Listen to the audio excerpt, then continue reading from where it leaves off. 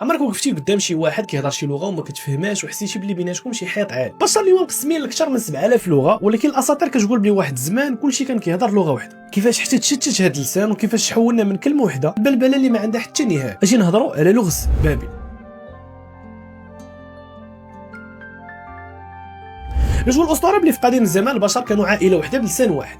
واحد النهار القائد ديالهم جمعهم وقال لهم علاش ما نبنيوش برج الراس ديالو يقسمه باش نخليو سميتنا ونوصلوا للبلاصه اللي ما كيوصل لها حتى شي واحد. تخيل معايا الالاف ديال الناس خدامين بنظام واحد وفهم واحد، البرج غادي وكيعلى حتى ولا كيخلع اي واحد كيشوف. لكن في اللحظه اللي وصلوا فيها القمه وقعت الروينه، فجاه بنادم ما بقى فاهم والو. المعلم كيعطي امر للخدام كيبان ليه هذاك غير صداع ما مفهومش، يعني بحال كنهضر معاك وما كتفهمنيش واخا غير شويه. دابا كنا كنهضروا بنفس اللغه، تما تبلبلات واختلطت الالسن، تفرقوا الناس في الارض وكل واحد هز معاه لغته جديده. لكن واش هذه القصه حقيقيه ولا مجرد خيال؟ تاريخيا بابل كانت هي نيويورك ديال العالم القديم، وفعلا علماء الاثار لقاو بلي البقايا ديال واحد الزيكوره اللي كنسميوها عظيمه كالعلو ديالها كيوصل ل 90 متر في قلب العراق في بلاد بابل. وعلميا كان ما يسمى باللغه الام بروتو وورد لانجويج.